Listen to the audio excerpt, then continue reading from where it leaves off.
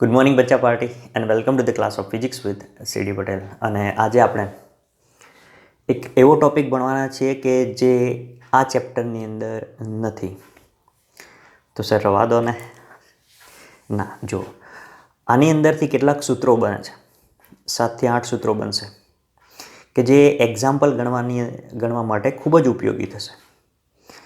તો એના માટે આપણે આ થિયરી સમજવી જરૂરી છે. થિયરી એટલે એક વ્યાખ્યા જ છે અને એના ઉપરથી આપણે સૂત્રો લખવાના છે. એટલે જ્યારે એક્ઝામ્પલ ગણીએ આપણે ત્યારે આપણને કોઈ ડાઉટ ના રહે કે એક સૂત્ર ક્યાંથી આવ્યું. તો એ વસ્તુ આપણે સમજ્યા હોય તો આપણને કોઈ પ્રોબ્લેમ થાય નહીં. ક્લિયર? ઓકે. હવે જો પ્રીવિયસ લેક્ચરની અંદર આપણે વિદ્યુત ચુંબકીય તરંગોની લાક્ષણિકતાઓ જોઈ ગયા. Most IMP topic. લગભગ 10 લાક્ષણિકતાઓ આપણે જોઈ અને એની અંદર ઘણા બધા સૂત્રો હતા. એમાંથી કેટલાક સૂત્રો મેં અહીંયા આગળ લખેલા છે. આના સિવાયના એ ઢગલો કોથળો ભરીને સૂત્રો છે. બરાબર?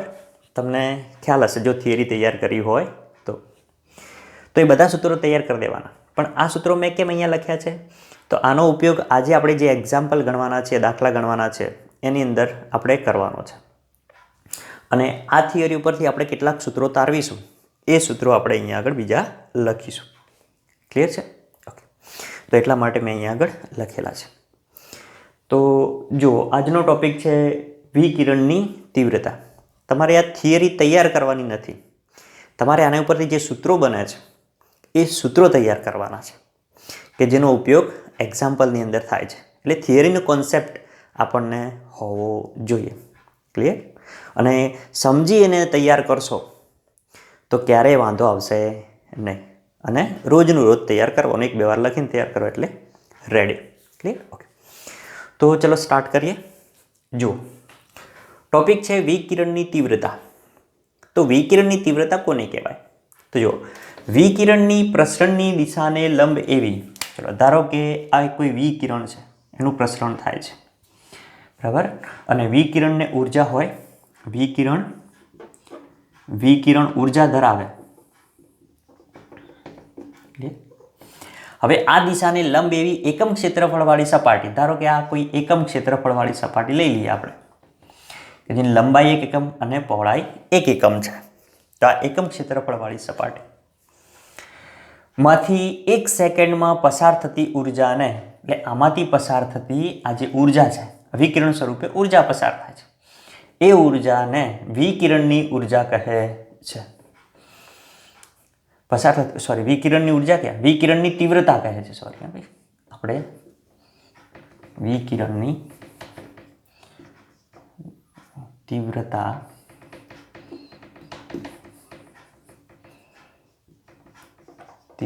કહે છે. એટલે તીવ્રતા એ શું છે? તો એક પ્રકારની ઉર્જા. બરાબર? એટલે કે ઉર્જા એ જ તીવ્રતા થાય. કેવી રીતે? તો જો આના ઉપરથી પહેલાં આપણે આ તીવ્રતાનું સૂત્ર બનાવીએ. તીવ્રતાને ઇંગ્લિશમાં કહેવાય ઇન્ટેન્સિટી. તો ઇન્ટેન્સિટી માટે શબ્દ લેટર વપરાય, સંજ્ઞા વપરાય આઈ. શું કીધું છે કે એકમ ક્ષેત્રફળવાળી, એટલે એકમ જે વસ્તુ હોય ક્યાં આવે? છેદમાં. એકમ ક્ષેત્રફળવાળી સપાટીમાંથી 1 સેકન્ડમાં, એટલે કે 1 સેકન્ડમાં પસાર થતી ઉર્જા, આ ઉર્જા. તો I બરાબર U/A × T. આ તમે 11માં પણ ભણી ગયા. બરાબર? તો પસાર થતી ઉર્જાને વિકિરણની તીવ્રતા કહે છે. વિકિરણ તીવ્રતાને I વડે આપણે દર્શાવીએ. બરાબર? એટલે આ U શું છે? ઉર્જા, નીચે ક્ષેત્રફળ ગુણ્યા સમય. બરાબર? તો વિકિરણની તીવ્રતા બરાબર ઉર્જા ભાગ્યા ક્ષેત્રફળ ગુણ્યા સમય થાય. ક્લિયર? અને જો અહીંયા આગળ ઉર્જા ભાગ્યા સમય, તો એને શું કહેવાય? પાવર કહેવાય. બરાબર? તો બીજા શબ્દોમાં આપણે આને લખવું હોય ઉર્જા ભાગ્યા સમય, તો એને શું કહીશું? પાવર. તો P/A. તો આ ઇન્ટેન્સિટીનું બીજું પણ સૂત્ર બને, એટલે કે તીવ્રતાનું બીજું સૂત્ર પણ બને કે એકમ ક્ષેત્રફળ દીઠ પાવરને શું કહેવામાં આવે? વિકિરણની તીવ્રતા કહે છે. ક્લિયર? ઓકે. ચલો હવે આનો એકમ આપણે લખવો હોય તો બોલો એકમ. ઉર્જાનો એકમ જૂલ. ઉર્જાનો એકમ જૂલ. ચલો તો આપણે આનો એકમ લખી દઈએ. તો એકમ થશે જૂલ છેદમાં ક્ષેત્રફળનો મીટર સ્ક્વેર ઇન્ટુ સેકન્ડ સમયનું એકમ સેકન્ડ. ક્લિયર? ઓકે. હવે આના માટે આ વસ્તુ લખવી હોય તો શું થશે? પાવરનો એકમ વોટ.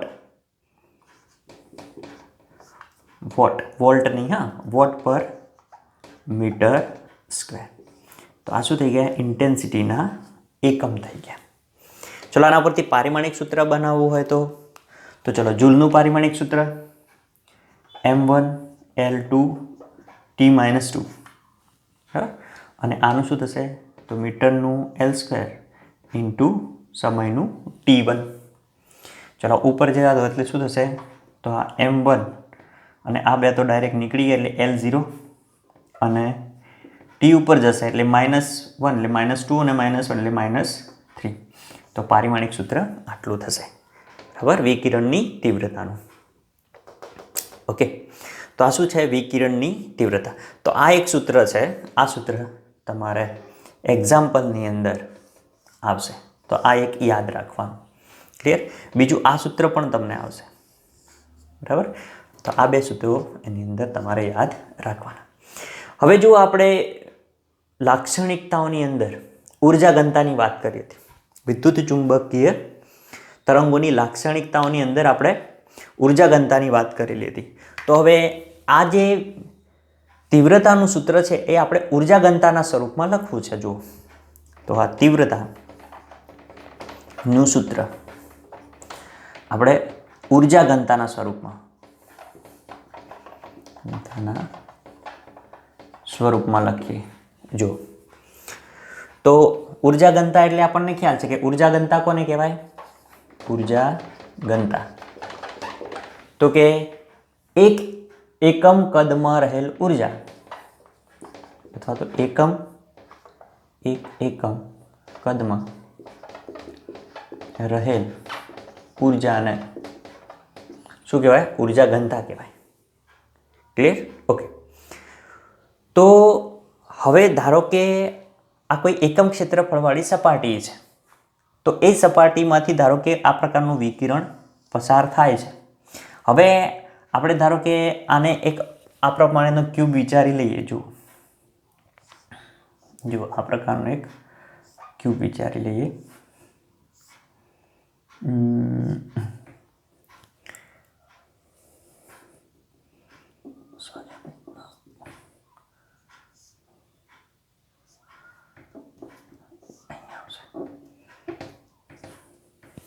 બરાબર. તો જો આની લંબાઈ આપણે આને શું કીધું હતું? એની લંબાઈ, આ લંબાઈ L. બરાબર, આ પહોળાઈ H. આ ટૂંકમાં બધી લંબાઈ છે અને આ એની જાડાઈ આપણે D કહી દઈએ, અથવા તો આ અંતર કહી દઈએ. ચલો આ લંબાઈ, પહોળાઈ અને આ ઊંચાઈ કહી દઈએ તો પણ ચાલે. બધા શું છે? અંતર જ છે. ઓકે.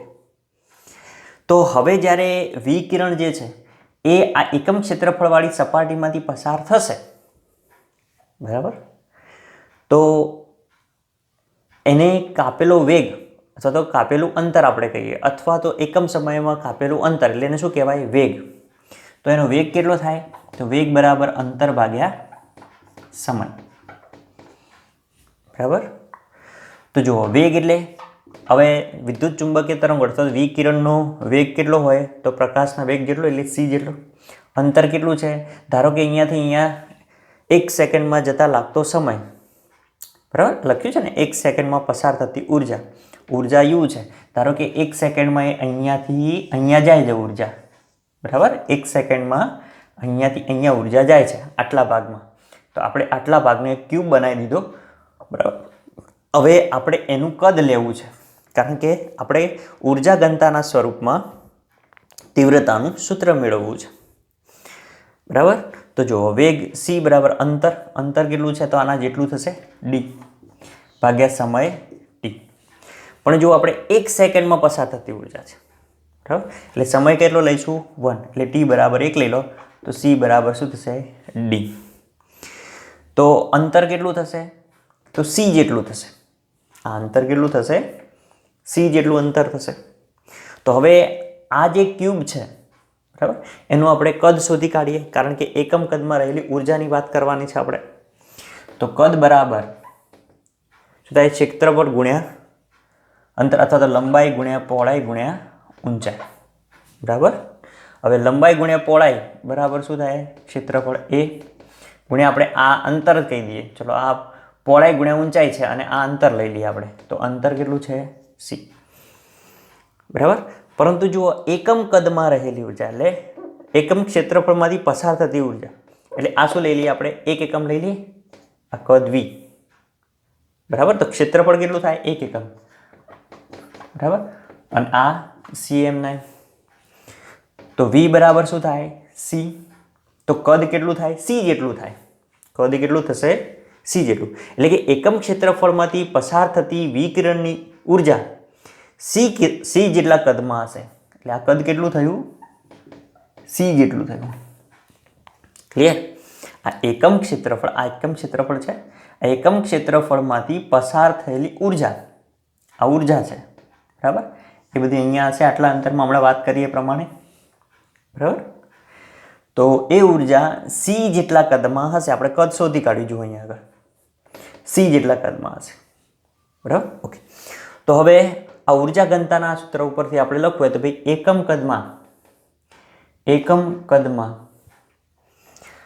રહેલી ઉર્જા ઘનતા રો. તો c જેટલા કદમાં રહેલી ઉર્જા ઘનતા કેટલી? બરાબર. રહેલી ઉર્જા કેટલી? તો શું થશે? ઉર્જા બરાબર c₀. શું થશે? ઉર્જા બરાબર c₀. c₀ ખાધો છે ને ભાઈ. અને આ પસાર થતી જે ઉર્જા છે એ ઉર્જાને શું કહેવાય? વિકિરણની તીવ્રતા. એ ઉર્જાને શું કહીશું આપણે? વિકિરણની તીવ્રતા. કારણ કે જો અહીંયા ક્ષેત્રફળ 1 મૂકો, અહીંયા જુઓ આ સૂત્ર ઉપરથી I બરાબર U/A × T. એકમ ક્ષેત્રફળ એટલે એકમ સમય એટલે 1 સેકન્ડ. તો 1 અને ઉપર ઉર્જા. તો એ ઉર્જા બરાબર શું થાય? તીવ્રતા. તો આ ઉર્જા બરાબર શું થશે? તીવ્રતા. તો આ તીવ્રતાનું સૂત્ર આવી ગયું. તીવ્રતા બરાબર c₀. શીરો ને મગ ખાતા છે ને ભાઈ કે નહીં ખાતા? શીરો ને મગ ખાઓ તો કંઈ તાકાત આવે. જુઓ એટલે તીવ્રતા બરાબર શું થશે? c₀. ક્લિયર? તો આ એક સૂત્ર આપણે યાદ રાખવાનું. તીવ્રતા I બરાબર c₀. ક્લિયર?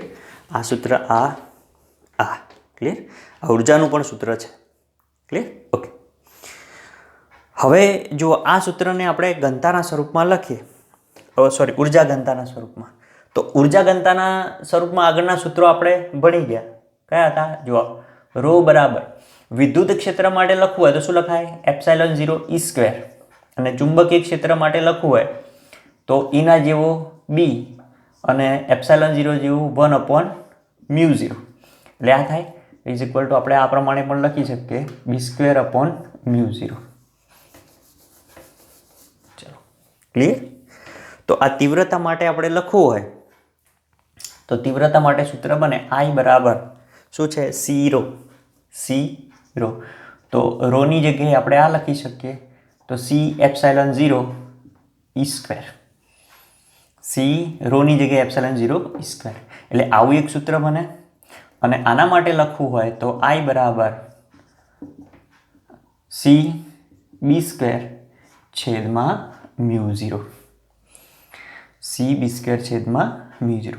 હવે અહીંયા આગળ જે આ વિદ્યુત ક્ષેત્ર અને ચુંબકીય ક્ષેત્રના મૂલ્યો આપેલા છે એ મૂલ્યો જે છે એને RMS મૂલ્યો તરીકે પણ તમે લખી શકો. આ જે મૂલ્યો છે એ RMS, કારણ કે જો અહીંયા આગળ વિકિરણ સ્વરૂપે ઉર્જા આવે એટલે સમય સાથે કેવી હોય? બદલાતી જતી હોય. સમય સાથે બદલાતી જતી હોય એટલે આપણે RMS મૂલ્ય તરીકે લઈએ, કારણ કે સાઇન વિધેય અનુસાર ક્ષેત્રો બદલાય બરાબર. પ્રવાહ અને વોલ્ટેજ બદલાય એ પ્રમાણે ક્ષેત્રો બદલાય બરાબર. તો આપણે E ની જગ્યાએ ERMS અને B ની જગ્યાએ BRMS સમજી શકો તમે, અથવા તો લખી શકાય. ક્લિયર? ઓકે. તો એના ઉપરથી આપણે આ સૂત્ર લખવું હોય તો શું લખાય? I = C∈0 ERMS નો સ્ક્વેર અને આના માટે લખવું હોય તો C BRMS નો સ્ક્વેર છેદમાં મ્યુ 0. તો જુઓ આ એક બે સૂત્રો છે. તો આ સૂત્રો એક્ઝામ્પલની અંદર ગણવામાં મદદરૂપ થશે. ક્લિયર? ઓકે. અને આ તો તમને ખ્યાલ જ છે કે ભાઈ ERMS બરાબર E0/√2 અને BRMS બરાબર B0/√2 આગળ ભણી ગયા આપણે 7મા ચેપ્ટરમાં. ક્લિયર? બરાબર. તો આ સૂત્રો તમારે બધા યાદ રાખવાના, આની અંદર યુઝ થશે એનો. ક્લિયર? ઓકે. હવે આ રોને પણ તમે એ પ્રમાણે લખી શકો. જે રો વાળું સૂત્ર છે ને, તો આ રો વાળું સૂત્ર છે ને આ પ્રમાણે લખો કે રો બરાબર ε0 એની જગ્યાએ ERMS નો સ્ક્વેર અને પેલા સૂત્ર માટે લખવું હોય તો શું લખાશે? BRMS નો સ્ક્વેર છેદમાં મ્યુ 0. એટલે આ સૂત્રો પણ તમારે તૈયાર કરવાના છે. ઇઝી છે એકદમ, આવડે એવા. આ સૂત્ર આવડે, આ આવડે તો ઉર્જા બરાબર શીરો આવડે, શીરો ખાવ તો ઉર્જા આવે, એવું યાદ રાખવાનું. જેવું યાદ રહે એ પ્રમાણે તમારે યાદ રાખવાનું. બરાબર? કામ કરવાની તીવ્રતા વધી જાય. જુઓ, તો આ પ્રકારના આવા સૂત્રો બરાબર તમને આવી શકે છે. તો આના ઉપરથી જો અહીંયા આગળ હું સૂત્રો લખી દઉં કે જે સૂત્રોનો આની અંદર ઉપયોગ થશે, તો I બરાબર પહેલો U/A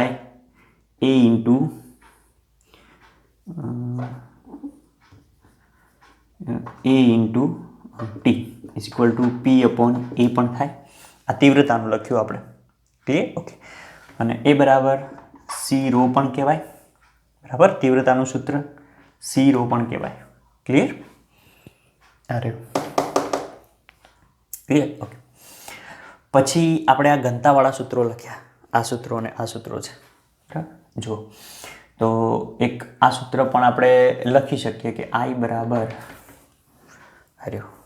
C ε0 ERMS નો સ્ક્વેર અને એ જ પ્રમાણે C BRMS નો સ્ક્વેર છેદમાં મ્યુ 0.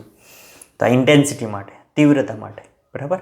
એ જ પ્રમાણે આપણે ઘનતા માટે લખવું હોય તો ઘનતા રો બરાબર આના માટે આ ε0 ERMS નો square is equal to BRMS square છેદમાં મ્યુ 0. ક્લિયર? તો આ સૂત્રો છે, દેખાય છે ને, તમારે તૈયાર રાખવાના. જો લખી દેવાના સાઈડમાં. ક્લિયર? એટલે તમને આ વસ્તુ યાદ રહી જાય. ક્લિયર? આ સૂત્રો પણ છે, આ તો તમને હવે યાદ રહી જાય, લખવાની જરૂર નથી. ERMS બરાબર E0/√2, BRMS બરાબર B0/√2. તમે આની અંદર એનો ઉપયોગ કરી શકો. ક્લિયર? તો આ એક થિયરી છે, ઝડપથી સ્નેપશોટ લઈ લો. થોડુંક વધારાનું છે. બરાબર? પણ જો આવું ભણ્યા હોય તો આપણને યાદ હોય તો ઝડપથી આપણે ગણી શકીએ કોઈ પણ એક્ઝામ્પલ. જો હવે આપણે કેટલાક દાખલા જોઈએ. જો ઉદાહરણ 8.2, જો આ એક્ઝામ્પલ જે છે એ માર્ચ 2020માં પૂછાયેલો છે. ચલો આ લખવાનું અને કહેવાનું તમને રીઝન એ જ કે જો કેવા પ્રકારના એક્ઝામ્પલ જે છે એ પરીક્ષાની અંદર પૂછાઈ શકે. તો જો એક 25 મેગાહર્ટ્ઝ આવૃત્તિ ધરાવતું સમતલ, એટલે જો આવૃત્તિ આપેલી છે, આવૃત્તિ F અથવા તો ન્યૂ પણ લખી શકો, જે લખો એ ચાલે. 25 મેગાહર્ટ્ઝ, તો મેગાહર્ટ્ઝના હર્ટ્ઝમાં કન્વર્ટ કરો તો 25 ગુણ્યા 10⁶ હર્ટ્ઝ થાય. ઓકે. સમતલ વિદ્યુત ચુંબકીય તરંગમાં મુક્ત અવકાશમાં x દિશામાં ગતિ કરે છે. હવે આ જે તરંગ છે એ તરંગના પ્રસરણની દિશા કઈ? x દિશા.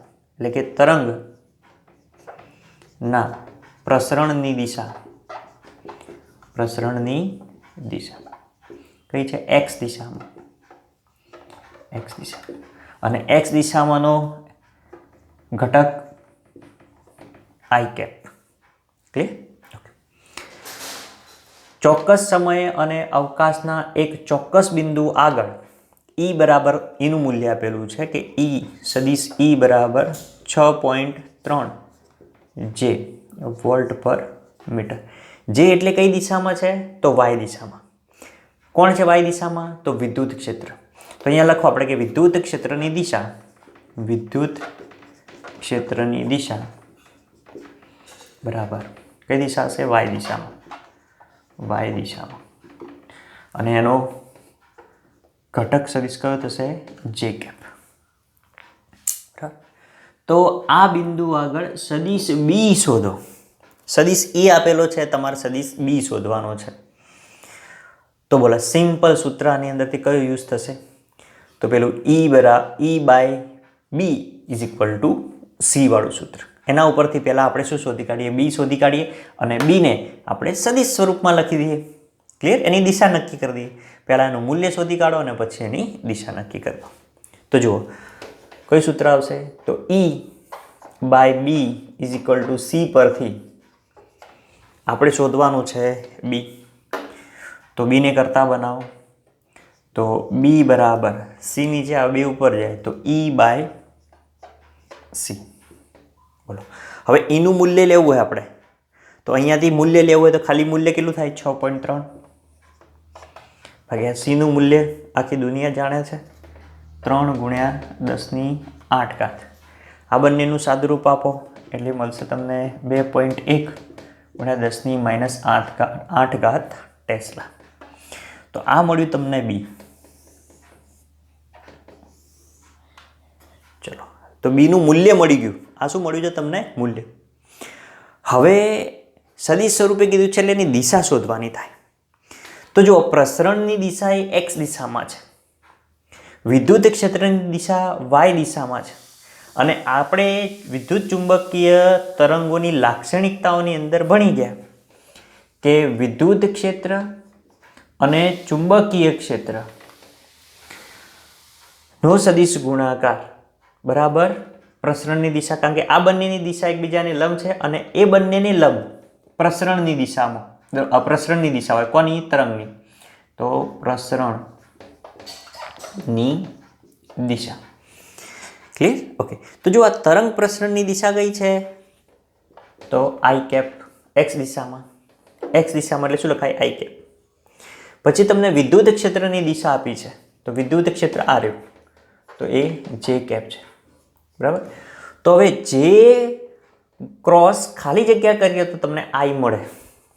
સિમ્પલ. તમે જો આ વસ્તુ ભણી ગયા ને આઈ ક્રોસ જે કરો તો કે પછી જે ક્રોસ કે કરો તો આઈ કેપ અને કે ક્રોસ આઈ કરો તો શું મળે તમને? જે કેપ. પેલું છે ને આઈ જે કે. બરાબર. જો ક્લોકવાઇઝ જાઓ બરાબર તે પ્રમાણે આઈ ક્રોસ જે તો કે મળે, જે ક્રોસ કે તો આઈ મળે, કે ક્રોસ આઈ તો જે મળે. જો ઉલટું કરો જેથી આઈ તરફ જાઓ તો માઇનસ મળે, જે ક્રોસ આઈ તો માઇનસ કે. બરાબર. આઈ ક્રોસ કે તો માઇનસ જે. ઓકે. તો એ પ્રમાણે થાય. તો જો અહીંયા આગળ શું છે તો તમને આઈ ક્યાં મળે છે? તો આ રહ્યો આઈ. તો જે ક્રોસ આઈ જો આ છે સોરી જે ક્રોસ કે બરાબર આઈ. તો જે ક્રોસ ખાલી જગ્યામાં તો આ કે અને કે એટલે ઝેડ દિશા થાય. કે એટલે કઈ દિશા થાય? ઝેડ દિશા. તો આ જે સદિશ બી મળે છે આપણને બરાબર આ સદિશ બી અહીંયા લખીએ આપણે કે સદિશ બીની દિશા કઈ દિશામાં છે? ધન ઝેડની દિશામાં. જો અહીંયા ધન છે, ધન ઝેડની દિશામાં મળે કારણ કે અહીંયા આગળ કે કેપ છે. ક્લિયર? તો હવે આપણે આને લખવું હોય તો કેવી રીતે લખશું? તો જુઓ સદિશ બી આ પ્રમાણે જેમ સદિશ ઈ આપેલો છે ને એ પ્રમાણે સદિશ બી લખીએ આપણે. તો સદિશ બી બરાબર ચલો પહેલાં મૂલ્ય લખવાનું. તો બીનું મૂલ્ય કેટલું છે? આ રહ્યું 2.1 ગુણ્યા 10⁻8. બરાબર. કઈ દિશા?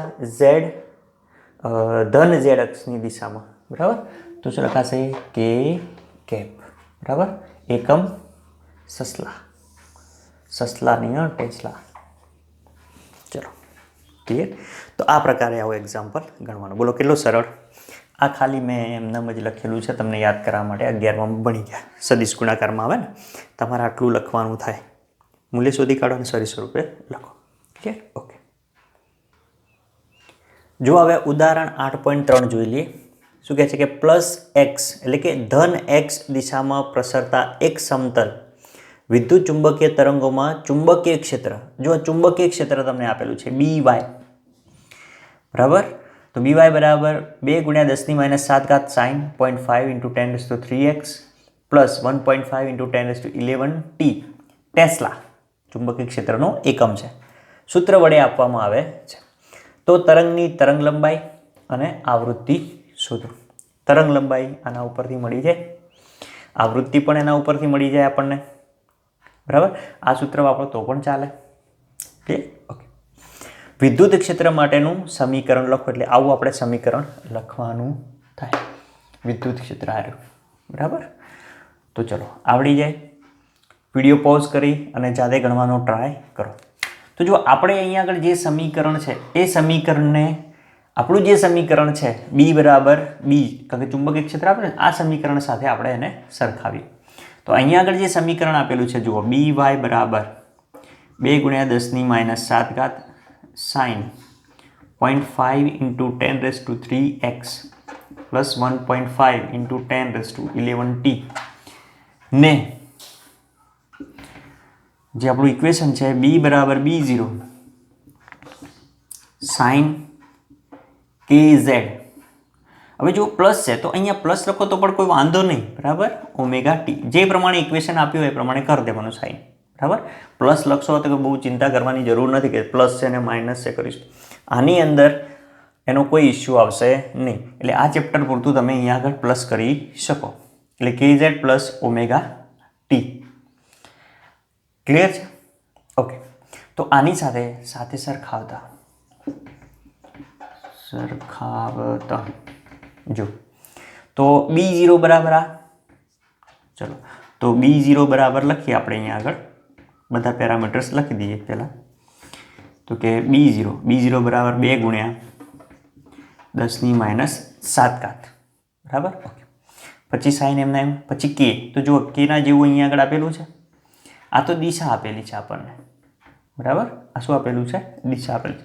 એટલે કેના જેવું આ થશે, બરાબર.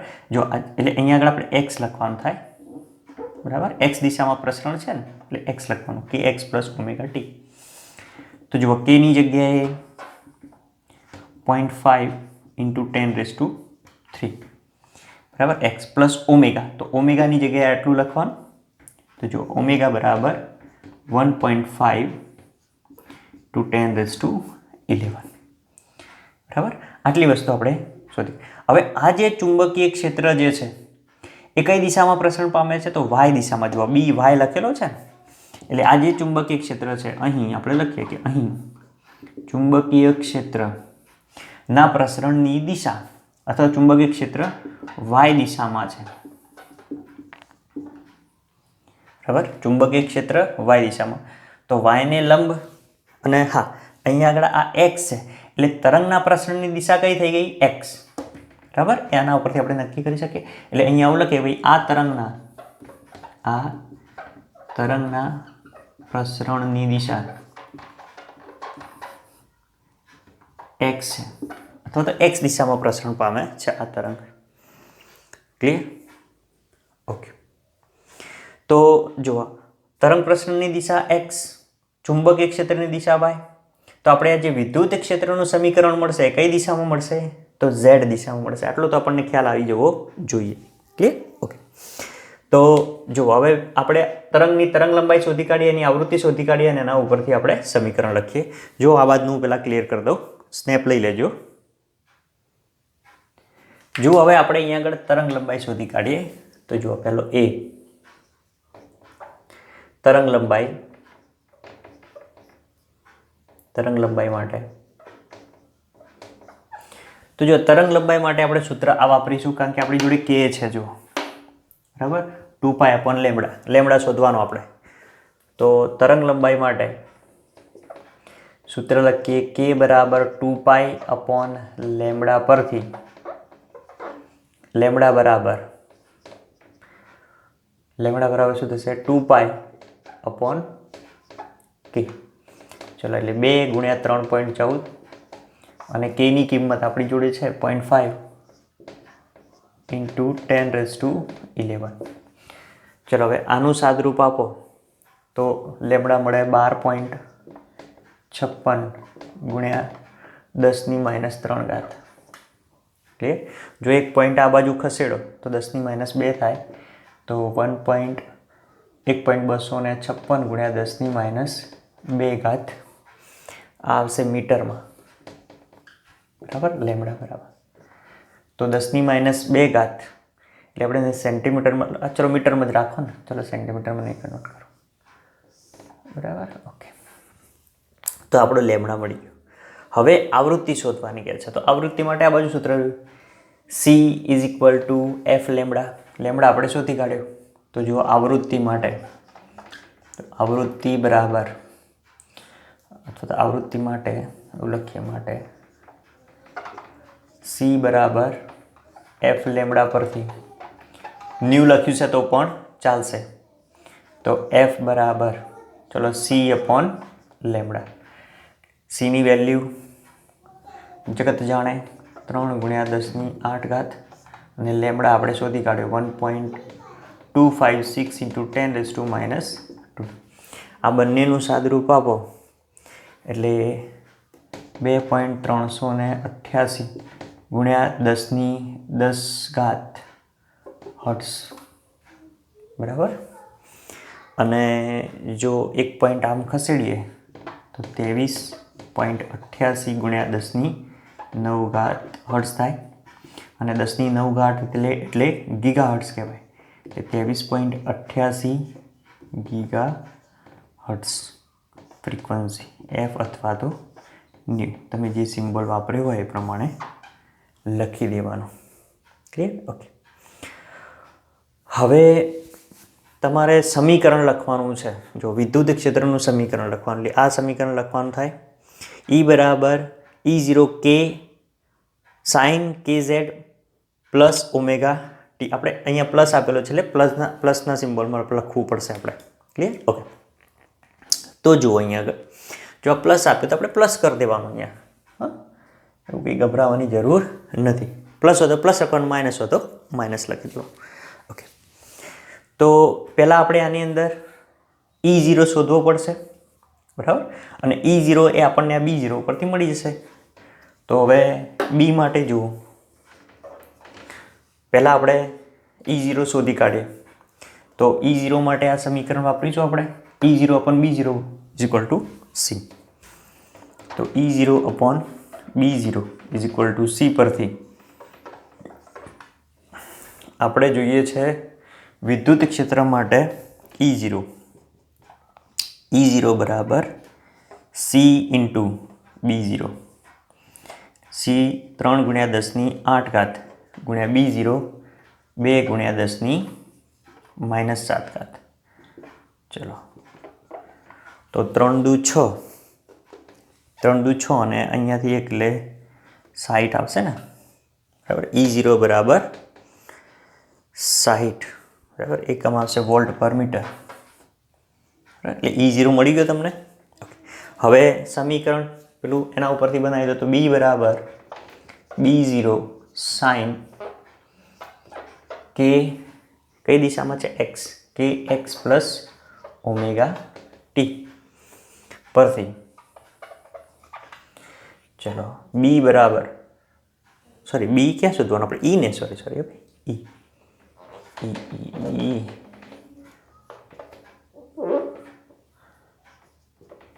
E okay. તો E એટલે વિદ્યુત ક્ષેત્ર માટેનું સમીકરણ કીધું છે, આપણે ભૂલ કરીએ અહીંયા આગળ. તો E બરાબર E0. ચલો, હવે E0 કેટલા છે? તો 60 sin, ચલો, K, તો K તો જે છે એ જ મૂકી દેવાના 0.5 ઇન્ટુ 10⁻³ પ્લસ ઓમેગા એન આવી આવશે 1.5 ઇન્ટુ 10⁻11 ઇન્ટુ ટી. બરાબર. વિદ્યુત ક્ષેત્ર છે એટલે એકમ વોલ્ટ પર મીટર. પણ જુઓ અહીંયા આગળ આ જે છે એ કઈ દિશામાં મળશે? તો જો આને લંબ એટલે આ વાય છે, પ્રસરણની દિશા એક્સ છે, તો કઈ દિશામાં મળશે આપણને? ઝેડ. તો અહીંયા આગળ ઝેડ લખી દેવાનું. ક્લિયર? અને ઝેડ દિશામાંનો એકમ સદિશ કે કેપ. તો આ સમીકરણ થઈ ગયું. બરાબર. જે વિદ્યુત ક્ષેત્ર માટેનું સમીકરણ છે લખવાનું અહીંયા આગળ, કે જે વિદ્યુત ક્ષેત્ર માટેનું સમીકરણ છે. ક્લિયર? તો આ એક્ઝામ્પલ આ પ્રમાણે આપણે ગણી શકીએ. જુઓ, બે સ્વાધ્યાયના નાના દાખલા. સ્વાધ્યાયનો 8.4 દાખલો જુઓ. એક સમતલ વિદ્યુત ચુંબકીય તરંગ ઝેડ દિશામાં શૂન્ય અવકાશમાં ગતિ કરે છે. તો જો વિદ્યુત ચુંબકીય તરંગ છે તો તરંગ પ્રસરણની દિશા કઈ થઈ? ઝેડ દિશા થઈ. તો અહીંયા આગળ લખી દઈએ આપણે કે ભાઈ વિદ્યુત ચુંબકીય તરંગના પ્રસરણની દિશા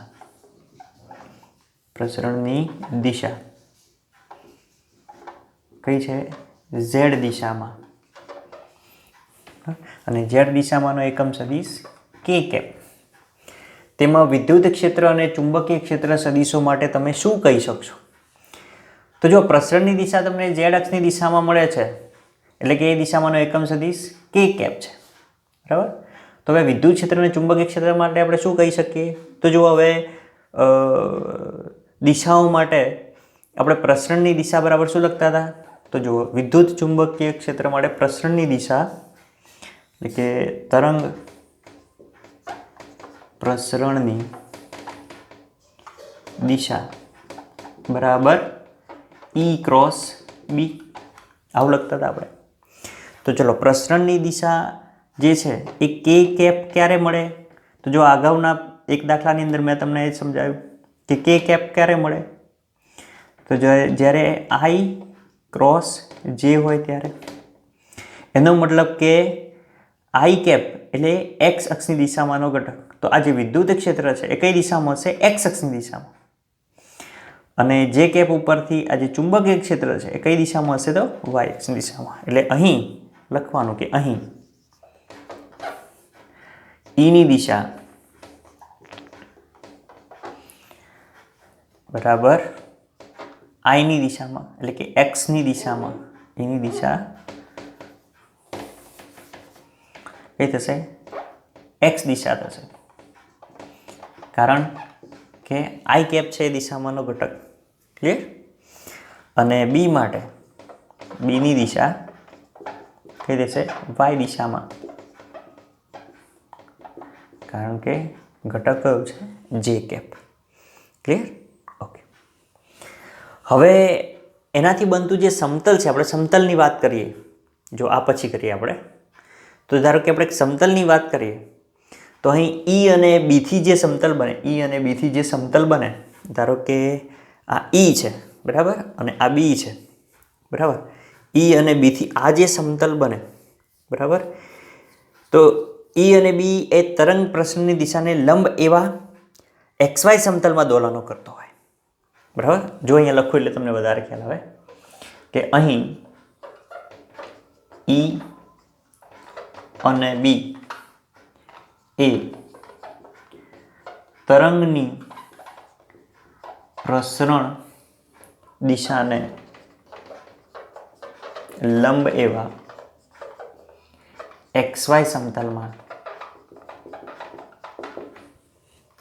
બરાબર, એટલે એને લંબ એવું XY સમતલ થાય ને કે આ X છે ને Y છે, તો આ XY સમતલ છે, તો એને લંબ એવા XY સમતલમાં શું કરતો હોય? એ દોલન કરતો હશે. સમતલમાં દોલનો અથવા તો દોલન કરતો હશે અથવા તો કરતા હશે. તરંગોની વાત છે. ક્લિયર? ઓકે. તો આના વિશે આપણે આટલું કહી શકીએ. બરાબર. ઓકે. પછી શું કહે છે, જો તરંગની આવૃત્તિ 30 મેગાહર્ટ્ઝ હોય, એટલે આવૃત્તિ આપેલી છે એફ અથવા તો ન્યૂ લખો તમે, 30 મેગાહર્ટ્ઝ એટલે હર્ટ્ઝમાં કન્વર્ટ કરો, 30 × 10⁶ હર્ટ્ઝ, બરાબર. જે લખાય એફ લખો કે ન્યૂ લખો, તમને અનુકૂળ હોય એ લખવાનું. તો તરંગ લંબાઈ કેટલી થશે? જો એફ આપેલો છે, તરંગ લંબાઈ લેમડા તમારે શોધવાની છે. તો કયું સૂત્ર વાપરશું? અહીંયા આગળ લેમડા શોધવાનો થાય તો બોલો, પેલું સૂત્ર રહ્યું C = F × લેમડા, બરાબર. C = F × લેમડા પરથી ચલો લેમડાને કરતા બનાવો તો F નીચે જાય એટલે C/F, એટલે 3 × 10⁸ છેદમાં F કેટલા છે? 30 × 10⁶. સાદરૂપ આપો એટલે આ 7 અને ઉપર જાય એટલે -7 અને 8માંથી 7 જાય એટલે 1 વધે એટલે 3 ને 10 30 થશે. એટલે આન્સર આવે લેમડા બરાબર, સોરી 30 કે 3 જશે ને અહીંયાથી એટલે 10 આવશે, સોરી 3 કેન્સલ થઈ જશે, બરાબર. અહીંયા એક 10 વધશે, 1 વધશે, બરાબર. એટલે 7 ઉપર જશે એટલે 10માંથી 7 જાય, અરે 8માંથી 7 જાય એટલે 10, એટલે લેમડા બરાબર 10 મીટર, બરાબર. આટલો આન્સર આવશે, બરાબર. તો તરંગ લંબાઈ 10 મીટર આવે. Okay okay. હવે જો અહીંયા આગળ સ્વાધ્યાયનો 8.6 છઠ્ઠો દાખલો, એક વિદ્યુતભાર તેના સરેરાશ સમતોલન સ્થાનની આસપાસ 10⁹ હર્ટ્ઝની આવૃત્તિથી દોલનો કરે છે. આ દોલક દ્વારા ઉત્પન્ન વિદ્યુત ચુંબકીય તરંગોની આવૃત્તિ કેટલી હશે?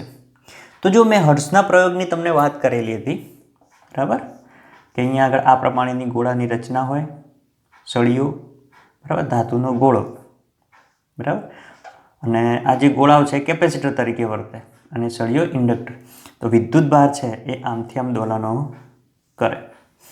અને પહેલી લાક્ષણિકતામાં મેં એવું કીધેલું કે આ જે ઉદ્ભવતા વિદ્યુત ચુંબકીય તરંગોની આવૃત્તિ છે એ તેને ઉત્પન્ન કરતા વિદ્યુતભારોના દોલનોની આવૃત્તિ જેટલી જ હોય. એટલે આ વિદ્યુતભારની સરેરાશ આવૃત્તિ આટલી છે, બરાબર, તો ઉત્પન્ન કરતા વિદ્યુત ચુંબકીય તરંગોની આવૃત્તિ પણ આના જેટલી જ હોય. એટલે કે દોલન કરતા વિદ્યુતભારની તરંગોની આવૃત્તિ બરાબર ઉત્પન્ન થતા વિદ્યુત ચુંબકીય તરંગોની આવૃત્તિ. એટલે આની આવૃત્તિ કેટલી છે? 10⁹ હર્ટ્ઝ. તો વિદ્યુત ચુંબકીય તરંગોની આવૃત્તિ કેટલી થશે? 10⁹ હર્ટ્ઝ. એટલે આમાં તમારે ખાલી એક જ વાક્ય લખવાનું છે કે ઉદ્ભવતા વિદ્યુત ચુંબકીય તરંગની અથવા તો તરંગોની આવૃત્તિ તેને ઉત્પન્ન કરનારા વિદ્યુતભાર, કારણ કે વિદ્યુતભાર દ્વારા જ ઉત્પન્ન થાય, વિદ્યુતભાર દોલનો કરે એટલે વિદ્યુત ચુંબકીય તરંગ મળે આપણને, ઉત્સર્જિત થાય ના દોલનની આવૃત્તિ જેટલી જ થાય છે. તેથી વિદ્યુત ચુંબકીય તરંગની આવૃત્તિ, therefore વિદ્યુત ચુંબકીય તરંગની આવૃત્તિ બરાબર 10⁹ હર્ટ્ઝ થશે. Answer clear? આ તો એકદમ નાનો છે. ક્લિયર? તો આ પ્રકારના એક્ઝામ્પલ પૂછાય, સ્નેપશોટ લઈ લેજો, બરાબર. હજી આપણે આગળ એક્ઝામ્પલ ગણવાના છે, બધા સૂત્રો છે એમને એમ જ રાખીએ, બરાબર. હજી આગળ એક્ઝામ્પલ ગણવાના છે, બરાબર છે. ચલો મળીએ નેક્સ્ટ લેક્ચરમાં, દાખલા ગણીશું. ત્યાં સુધી ભણતા રહો. Tata, bye bye.